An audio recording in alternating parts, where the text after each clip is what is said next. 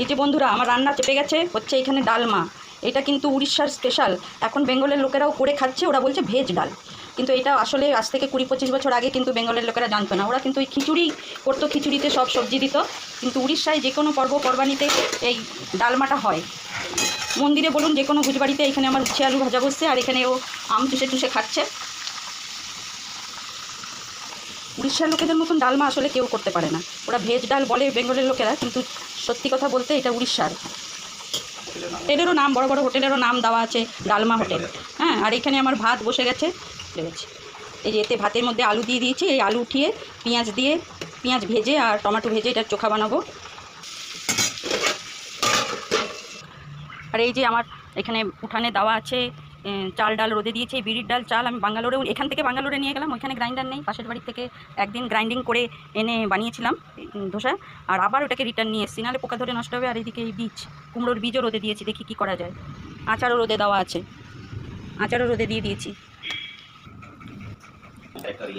দেখি চাদর সব, আর চাদর আজকে কাঁচা হবে, সেই জন্য সব কিছু উঠানো হয়েছে।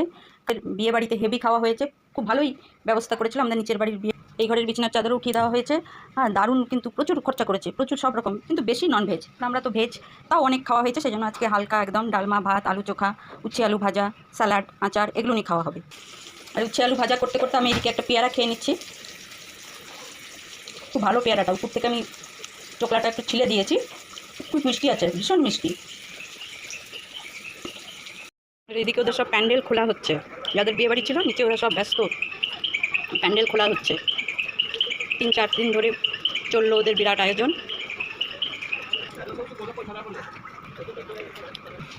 এবার একটা আম খেয়ে নিই, এই জল খাবার, পেয়ারা, আম, কলা। মিষ্টি আছে আমটাও, ভালো মিষ্টি আছে। পেয়ারাটা যেহেতু মিষ্টি ছিল সেজন্য আর একটা পেয়ারা নিয়ে নিই। ডাল আমার সেদ্ধ হয়ে গেছে, এবারে ফোড়ন করছি। এখানে জিরা লঙ্কা দিয়ে তেল দিয়ে দিয়েছি। উচ্ছে আলু ভাজা রেডি। এই যে একটু জিরে ধনে পাউডার, জিরে ধনে শুকনো লঙ্কা একসাথে গুঁড়ো করা আছে, ওইটা একটু দিয়ে দিলাম, একটু ভেজে নেবো। এবার একটু মিষ্টি দিয়ে দিলাম। এবার উপর থেকে একটু ভাজা জিরে আর শুকনো লঙ্কা ভাজা গুঁড়ো দিয়ে দিলাম। এটা বানিয়েছিলাম চাটনি বানাবো বলে, এটা আছে, এটা দিয়ে দিলাম। নাহলে 1 চামচ ঘি দিলেও এটা দারুণ হয়। ভাজা জিরের সাথে 1 চামচ ঘি দিয়ে দিলেও হয়। ভাজা জিরেটা কিন্তু মাস্ট। ডালমা রেডি। চোখা বানাচ্ছি। লোকে শুকনো লঙ্কা দেয়, আমি কিন্তু কাঁচা লঙ্কাতেই করছি, একটু হেলদি করবো বলে। এই তো স্টপ আছে। এই যে আমি যে ভিডিওগুলো ছাড়ি, ওগুলো কেন পার্ট হয়ে যাচ্ছে বুঝতে পারছি না। 2 মিনিটের ভিডিও ছাড়লেও সেটা 6টা-7টা পার্ট হয়ে যাচ্ছে। তা কেউ জেনে থাকলে জানাবেন তো। রিলে পাঠালে ঠিক থাকছে, কিন্তু বড় ভিডিও 2 মিনিটের ভিডিও ছাড়লেই সেটা 7 পার্ট 8 পার্ট হয়ে যাচ্ছে। সেই জন্য যদি 2-3 মিনিটের একটা ভিডিও বানাই, সেটা যদি একসাথে না যায়, লোকে কী করে দেখবে? পার্ট হয়ে তো সবার কাছে ঠিকভাবে পৌঁছাচ্ছেও না। জেনে থাকলে একটু জানাবেন।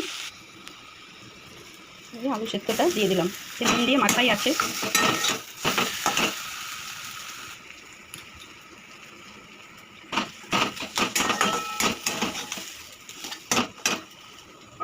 আমার এই আলু চোখার সাথে পাতলা করে পেঁয়াজ ফোড়ন দিয়ে মসুরের ডাল দারুণ লাগে। মসুরের ডাল আর এই আলু চোখা। এই যে আমার লঞ্চ রেডি হয়ে গেল, সাথে দই, আচার, স্যালাড তো আছেই। আমার বড় ভিডিও পাঠালে কেন পার্ট হয়ে যায়, 5টা 6টা পার্ট হয়ে যায়, সেটা একটু কেউ জেনে থাকলে জানাবেন। বোধহয় সেটিংয়ের গন্ডগোল। Thank you, bye by.